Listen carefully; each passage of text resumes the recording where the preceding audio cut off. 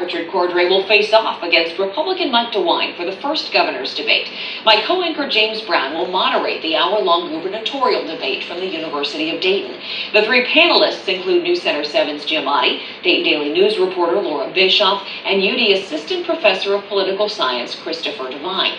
You can watch the debate live right here on News Center 7 starting at 7 o'clock. Then after the debate, I'll be hosting a post-debate show on WHIO.com and on WHIO's Facebook page. Chief Meteorologist Elwell joins us now. Just as this newscast was starting, you learned Florence had become a 1. Yeah, right? Category 1, it's dropped about 10 miles per hour. This was expected as the system interacts with land, but it's still a very powerful storm. And the winds don't really matter at this point. It's the rain and the storm surge, and either way, that's going to be an issue.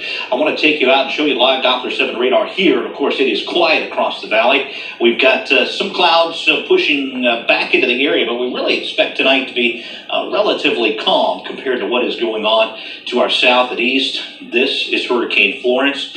The eye is moving very slowly toward the North Carolina coastline. This system was going at 15 miles per hour this morning. It slowed to 10 miles per hour this afternoon, 5 miles per hour around 6 o'clock. So this thing, unfortunately, slowing down.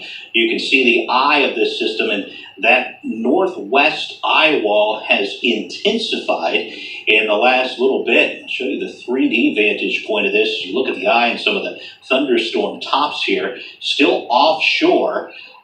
Here is Wilmington there, and about 40 miles east of Wilmington at this point. Keep in mind, the system's only moving at about 5 miles per hour, so it's going to take much of the night to get to Wilmington. But you can see a lot of the heaviest rain is still offshore, and we've got all kinds of flooding already ongoing. So it has picked up about 1 mile per hour, now moving northwest at 6. Winds are at about 90 miles per hour, 50 miles south of Morehead City is where the center of it is now.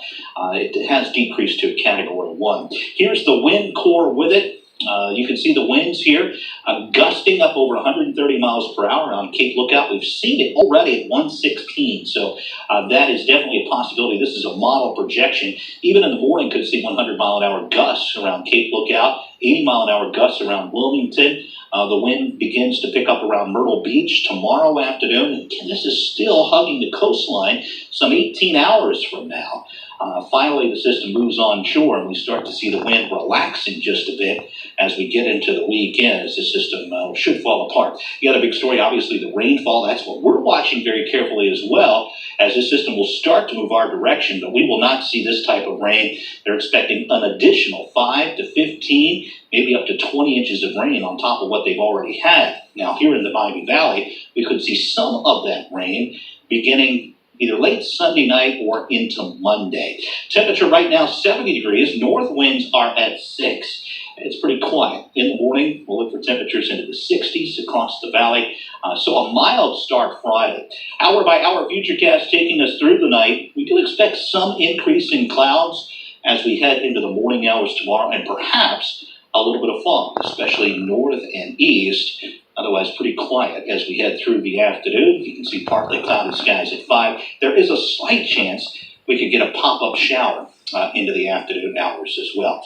80 to 85 are expected high tomorrow, so we do heat up a bit. There will be some humidity around as well, so it will feel a little hotter than it actually is outside for your Friday. So high school football games, dress appropriately. It will feel a little sticky out there, but it should be dry. 78 at noon, partly cloudy skies at 2, and at 5 o'clock we'll look for 84 degrees, again with a slight chance for a shower. Here is the latest model on the track of Florence into our area. This new information showing there's a slight chance for a shower Saturday. Better chances, though, will hold off until next week. This is Sunday. Most of the rain still south of the river Sunday afternoon.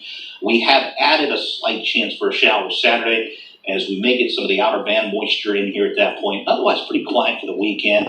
Better chance for showers on Monday. That'll cool us into the upper 70s, back into the 80s, though, the middle of next week. Be sure to check in with Kirsty in the morning. She will have the latest as this system begins to make landfall about the time she goes on the air. Kirsty.